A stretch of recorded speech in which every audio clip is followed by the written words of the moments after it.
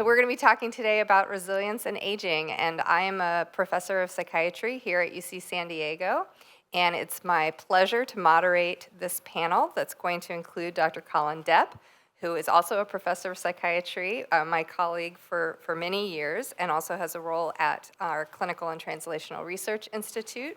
We also have Joe Garbanzos, who is the California State President of the AARP. And we also have Mr. Irving Tragen,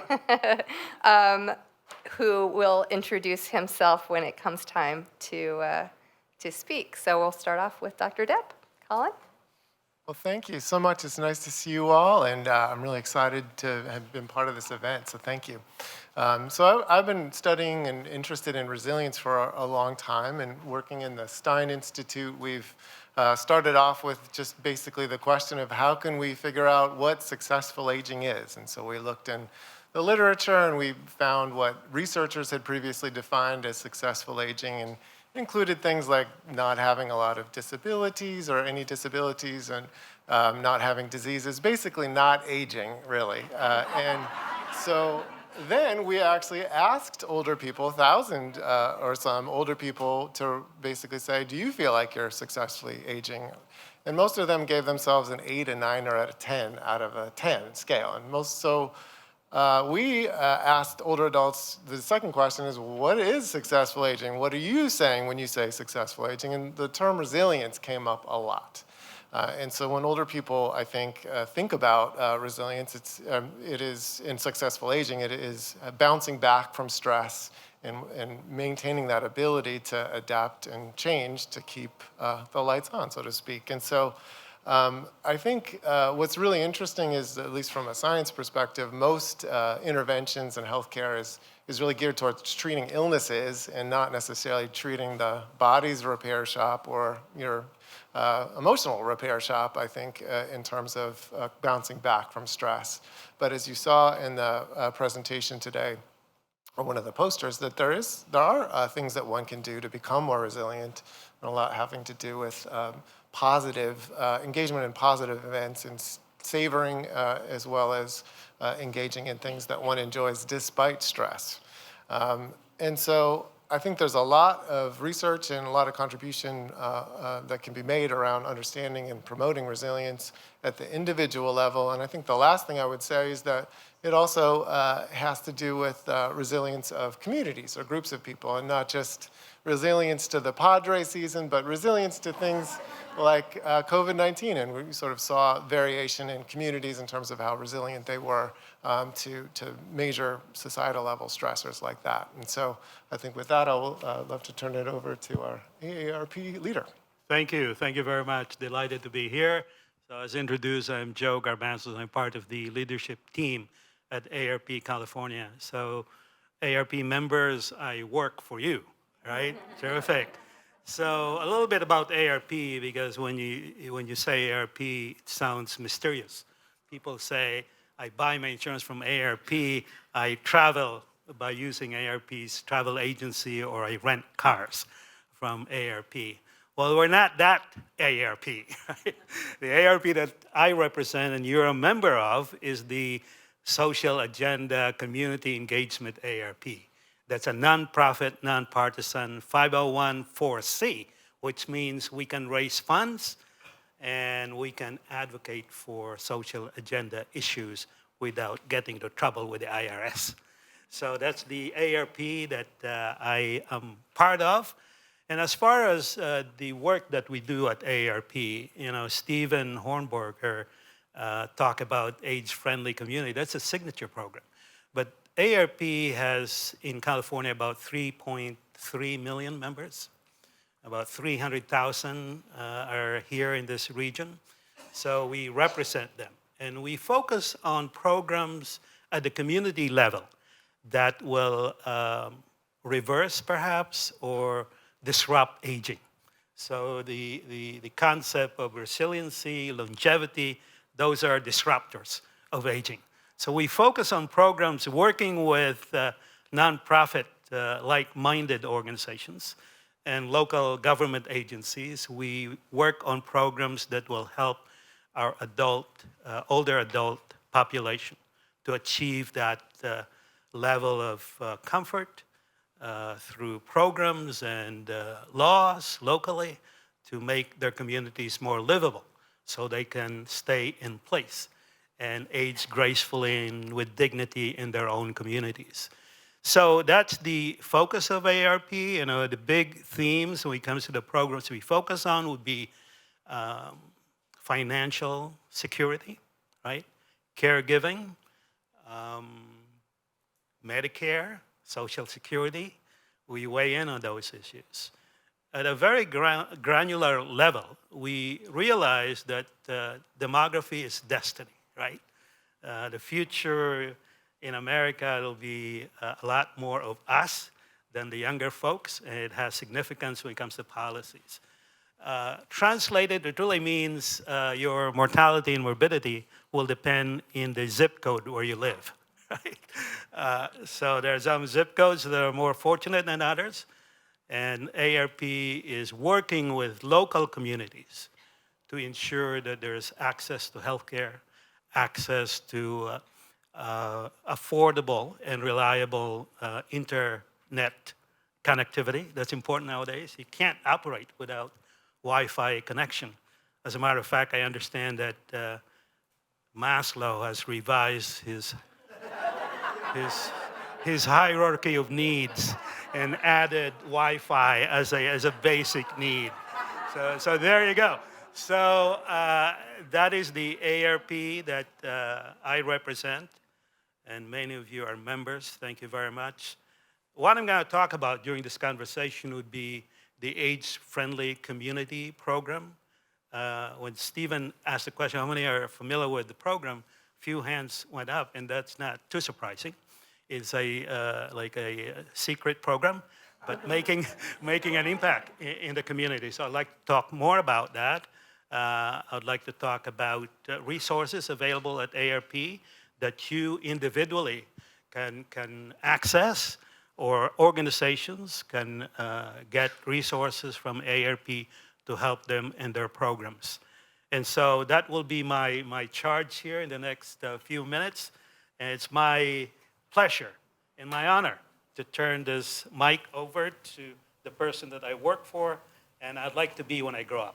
Thank you. Well, thank you and good afternoon. I'm a non-specialist in the field, but I'm 101 years old.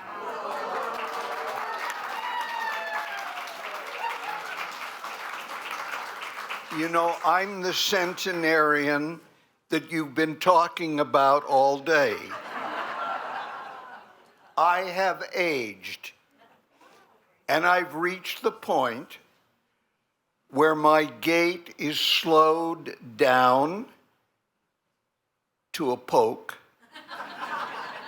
My senses are no longer as sharp as they used to be. And when I grope for a word, the results are often dismal. And I think most of the people who have lived through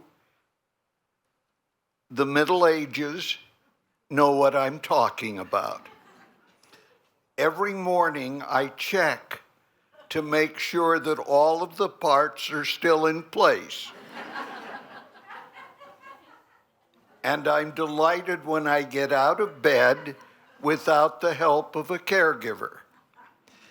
So what I want to talk about is resilience in a very personal sense, the kind of thing that we can't really quantify yet. It's something in your mind, and I can't emphasize enough the importance of the mind. And that makes me very weary when I think of Alzheimer's and dementia and people who've lost control of their world. In a very real sense, for me, resilience is the ability to adapt to change we change throughout our lives. But when we reach a certain age, things we were used to doing, we can't do anymore. I remember learning how to tie my shoes, my mother teaching me. And then there are the mornings when I lean over and those fingers just won't let me do it the way I used to. So I have to adapt. And the key to resilience in old age to me is your ability to adapt. Now, I was married for 57 years. I worked a long time in the U.S. Foreign Service, did a lot of what's called diplomatic work. But the real tie in my life was my wife, my soulmate.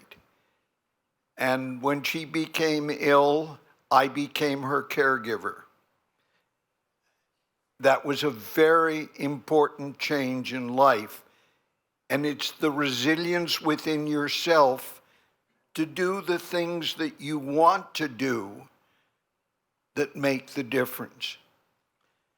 When my wife passed away, my wife got ill and we needed better medical care. We came here to San Diego.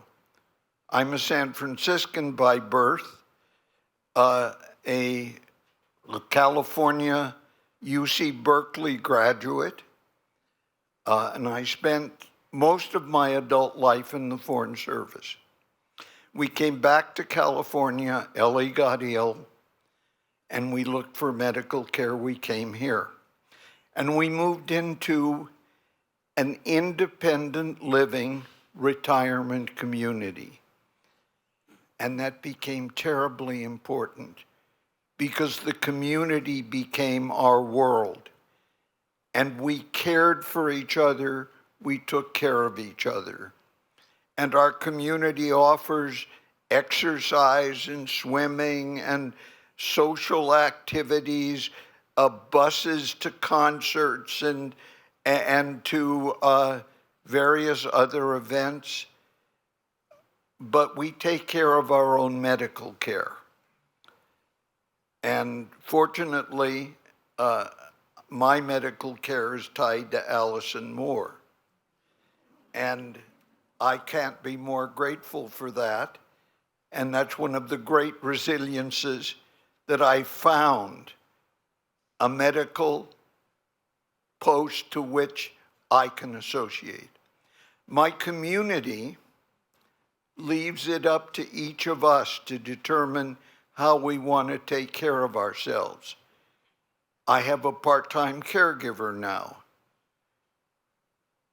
But above all, I've had to learn how to do things for myself if I want to maintain my identity. And that's what I think resilience is all about. And I want to end this in a kind of a very personal way. When I was a preteen, I learned that I had a major hearing loss. And I was faced with the problem of feeling sorry for myself, but fortunately my family and my doctor made me realize that's ridiculous.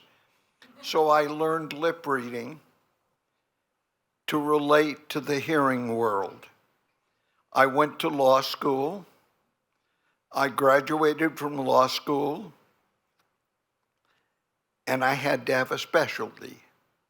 Resilience requires, if you're going to maintain your identity, you have something you can relate to. Lip reading, fortunately for me, was very helpful, useful, and in the post-World War II period, technology developed new hearing aids. And instead of the one that I wore with a hood on my head, a microphone here and batteries in each pocket, I had something I could stick in my ear and I could begin to follow conversations. And then in my 80s, I developed macular and dry eye. And I can't read lips anymore. And I'm dependent on technology. I don't hear all the conversations, but I hear enough of them to remain relevant to the world. And I think in my case, that again is resilience. And finally, I want to say, macular also has deprived me of the ability to do the kind of socioeconomic and political research I did over a lifetime. So what I'm doing now is writing novels. I'm taking all of these creatures running around in my head and putting them down on paper. I'm trying to translate a lifetime into a reality. And that, again, I think is what resilience is about. And I don't know how you measure it, because it's true of everybody in this room that you have resilience. And every time you face a crisis, you have to draw from within yourself to find the way to be resilient. And I think that's enough to say for now.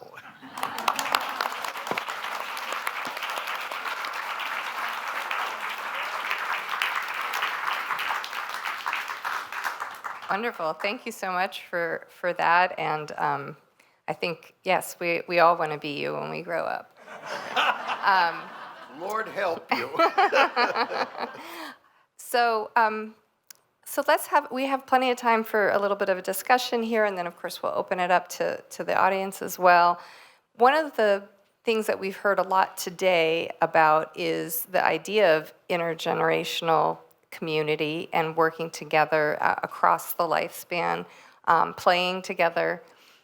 And I wonder what each of you thinks about how resilience plays a role in that, or how the fact that older adults do have so much resilience, what that could help our younger generation who really are struggling, a lot of them now, right? High rates of suicide, a lot of mental health concerns, related to the pandemic, related to social media. How can the resilience that we see in older adults help all ages as we combine together in kind of this community? May I? Go ahead. You're posing probably the most important political question that our country is facing today, because we are no longer the country in which I was born. I grew up in California with 6 million people, essentially white, Protestant, middle class. We're living in a country today which is a mixture of all races, creeds, and cultures. And we are at the point of having to come to grips with how we live in a multicultural world. We're being tested as a country now. And people need to think, not act. And that's true of the proponents of one position or another. There's a time when we must come together and find, as a people, a resilience within our own institutions that allows us to accept the fact that we are all united and that we have a basic premise under the Constitution to do unto others as we would have them do unto us.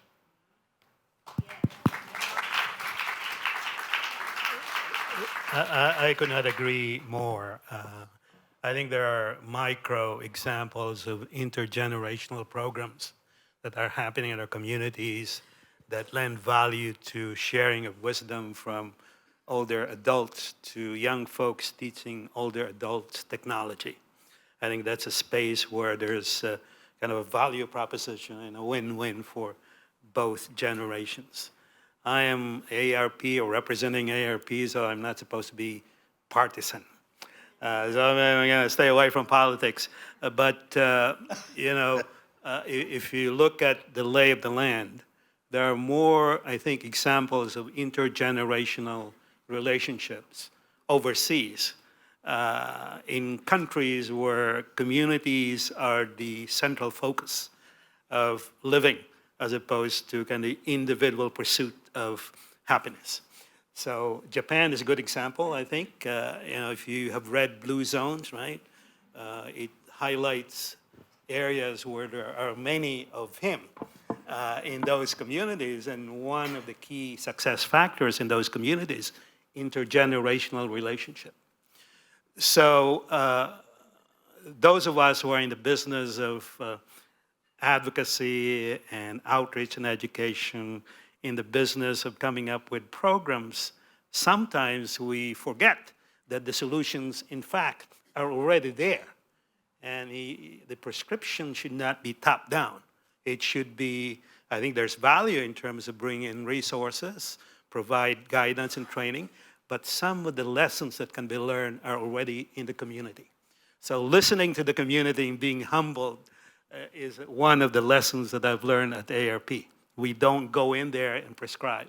We listen first and provide support and assistance.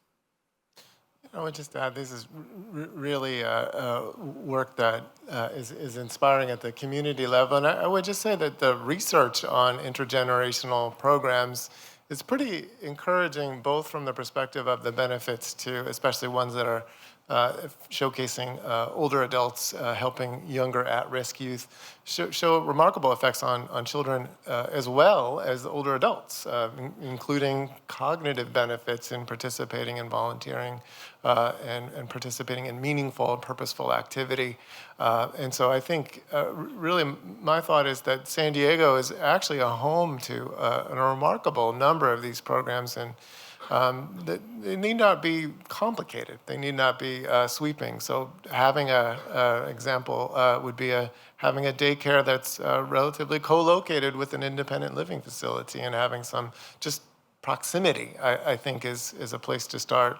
And I think really starting at a smaller community level and showcasing these programs and then learning sort of best practices in running them is really a way that a community can leverage all of its community members. Great. I wonder also if you all could comment on another theme that I've heard throughout today is about inequality in the path of aging in terms of the longevity, in terms of health, and the role of the societal structures in kind of perpetuating that inequality.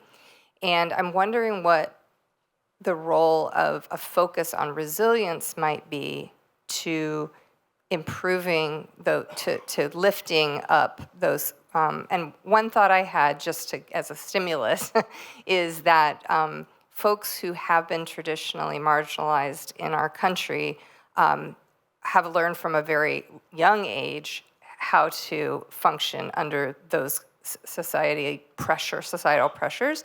So have some resilience already then going into later life. So what can we learn from that will allow us to have us all be able to benefit from these increases in longevity and healthy aging that are coming down the pike?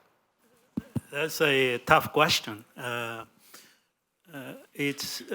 You can learn from history and guide policies, I think, by understanding history. And definitely there are significant disparities. You see it here in the US, you see it overseas. And I think it will require a structural change to have sustainable solutions when it comes to those problems. but I think there are opportunities where you can work with a group, an organization, to make an impact, right? So the age-friendly community framework is a terrific framework. Stephen read the 8 domains of age-friendly.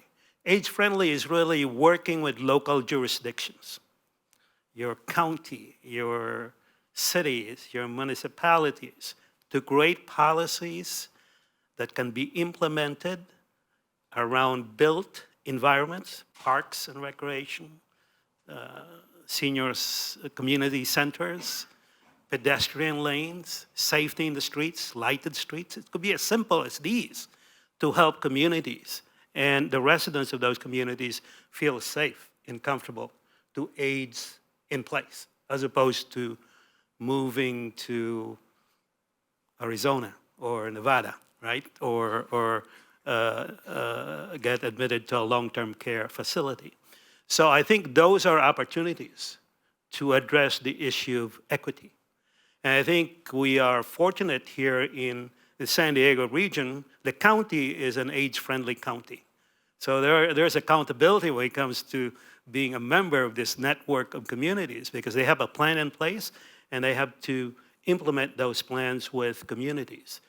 The county is holding regular roundtables with communities who are members of this network around the region to exchange best practices around helping communities. So aside from the county, you have Chula Vista, you have National City, La Mesa, Carlsbad.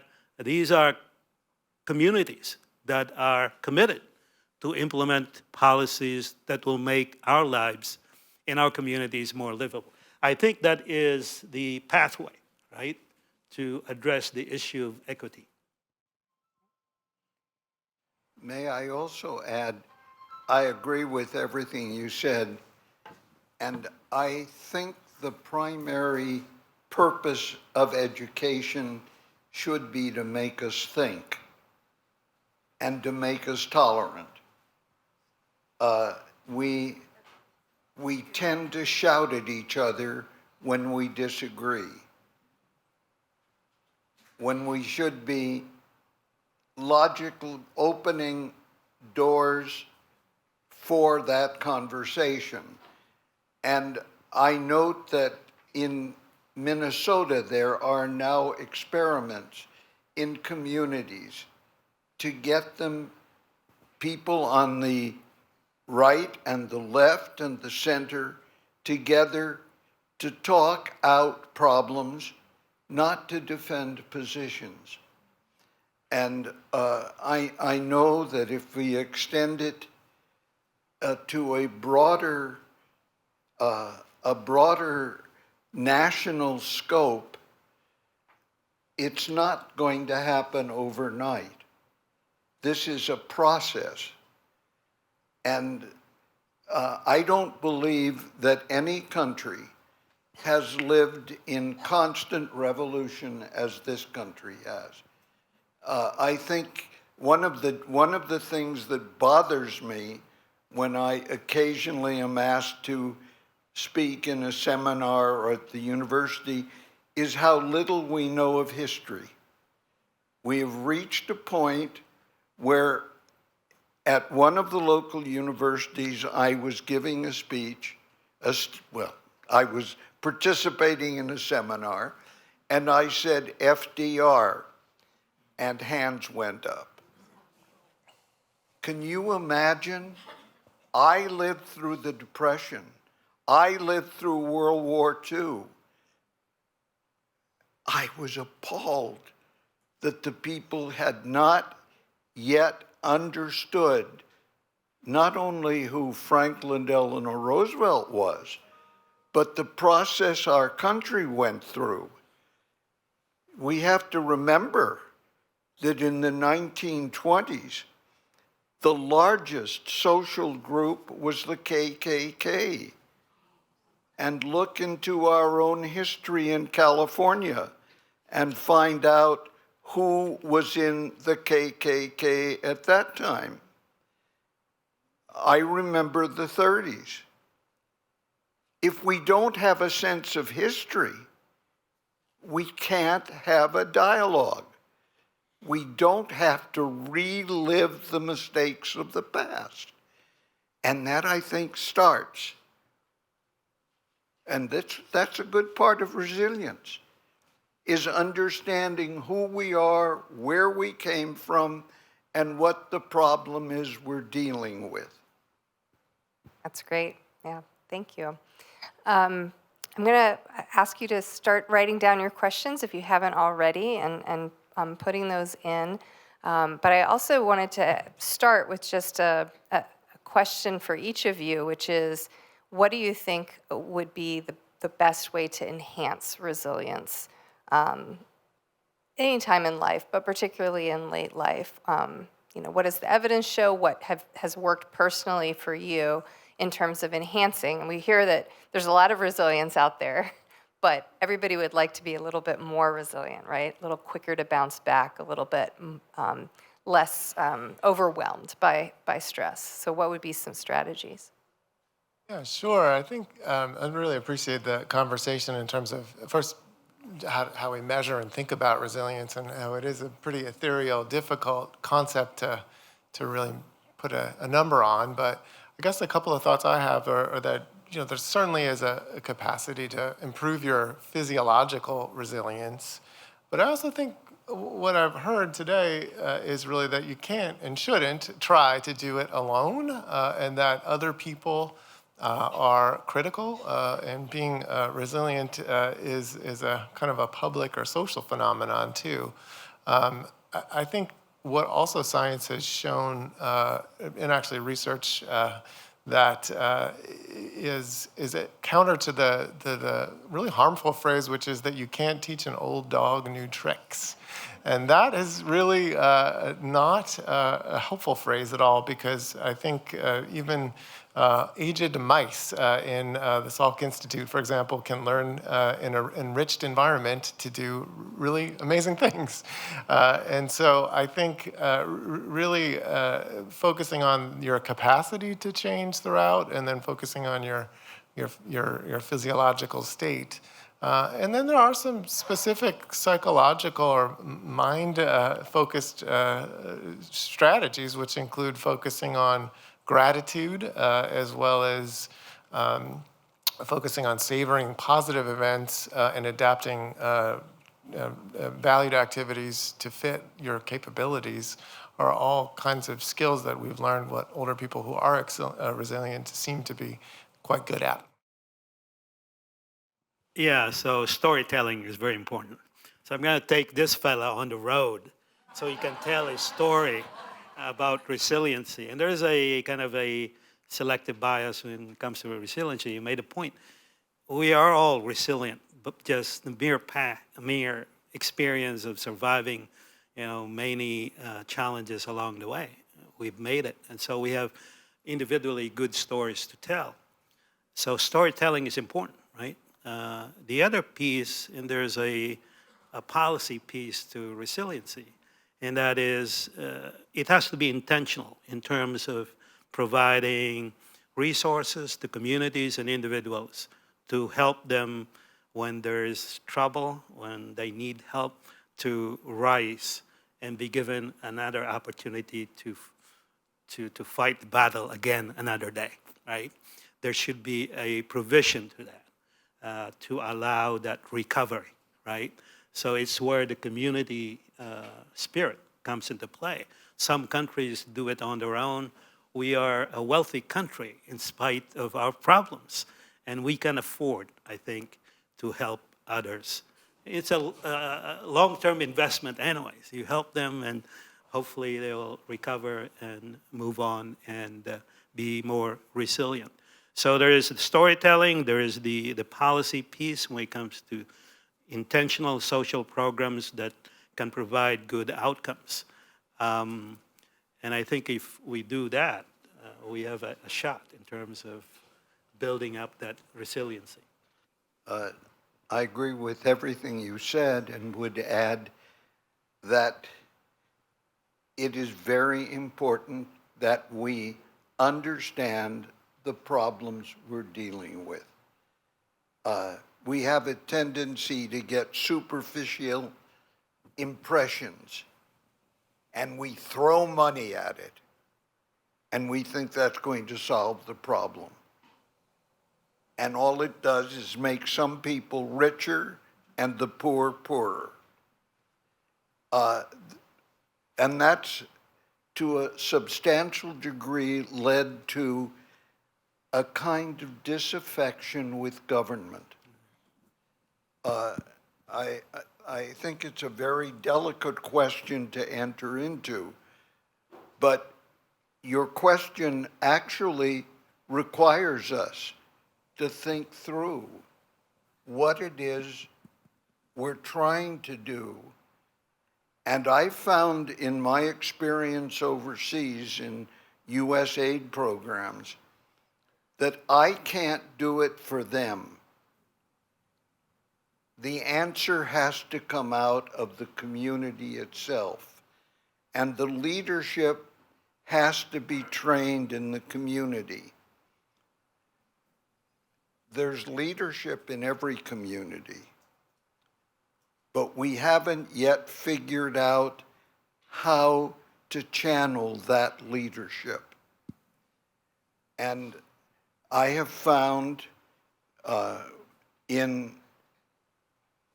if you're taking that result, you're not going to get instant miracles.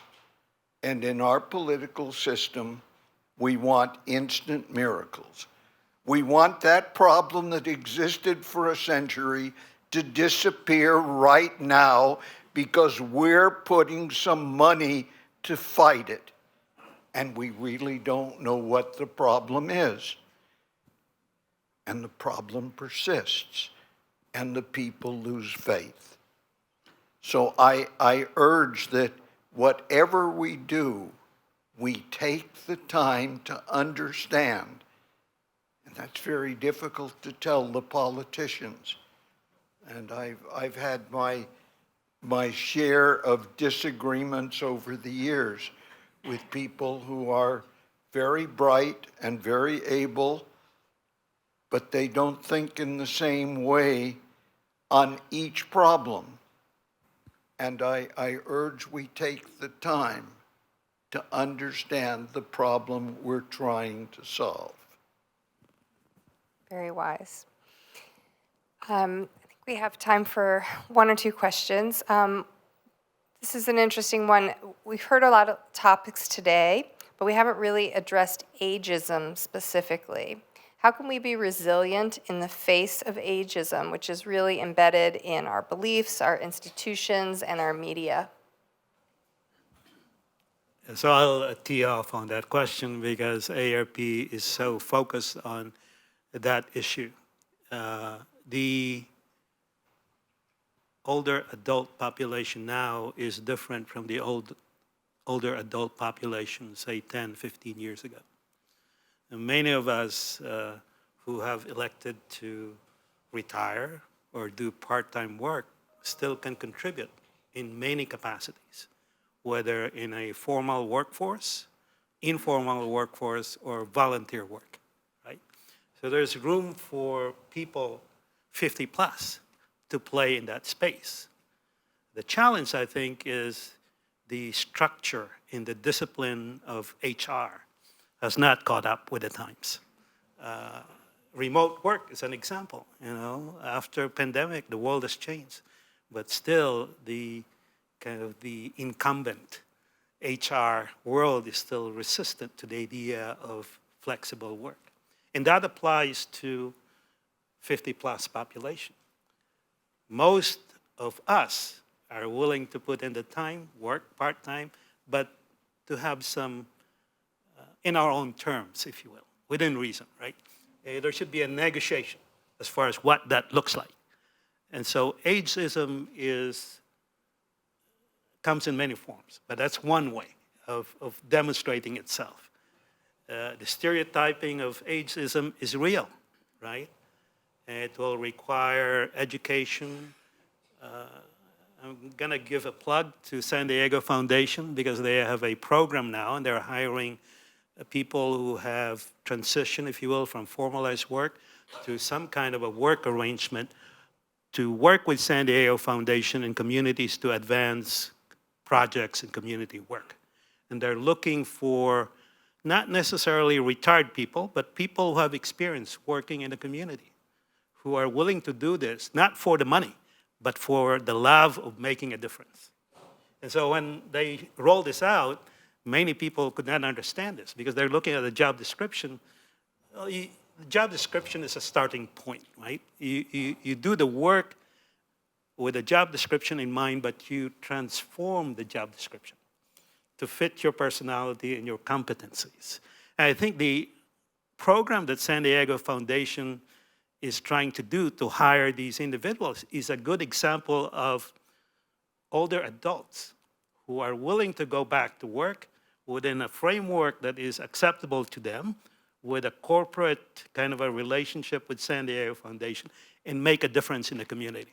So at AARP, we're excited about this opportunity. If you are interested, talk to me. I can give you the name of the people at San Diego Foundation who is looking for candidates for this position. There's a funder that's putting his money where his heart is in funding this program to hire people who are not ready to retire, but would like to work and give back to the community in that kind of a work arrangement. So there are some solutions, but ageism is real, that's for sure. Great. Well, we have about 1 more minute, and so I just wanted to give each of you an opportunity. If you could give one nugget of wisdom of something that you think that each of the folks here today could take home with them, something that they could do or think about in a different way that would help to promote their own resilience and also promote this kind of future that we're all hopefully looking towards, which is a future where there is no ageism, where there's a recognition of everybody's unique strength, and where there's a quality of healthy longevity. What would be the one recommendation that you would make? I think just to build on the last comment, I mean, I think there is a huge amount of implicit bias that people carry around aging that is in them that they're probably not aware of. And so we've seen this in experiments where you show people stereotypical words of aging, and actually their handwriting gets worse. There's an effect in there. And so I think if you could spend some time, a couple of hours, just walking around your neighborhood as if you were an alien, and then just sort of think about ways in which you could imagine that it could be improved to support people of all ages. And often, I think, starting with things that would be simple. And so a lot of this discussion is pretty overwhelming in terms of thinking of societal biases and sort of the challenges we face. But starting something a little simple in your neighborhood, and working to make a simple change might be a place to start. Yeah, firstly, you have to congratulate yourselves for being resilient, right? So you start from within.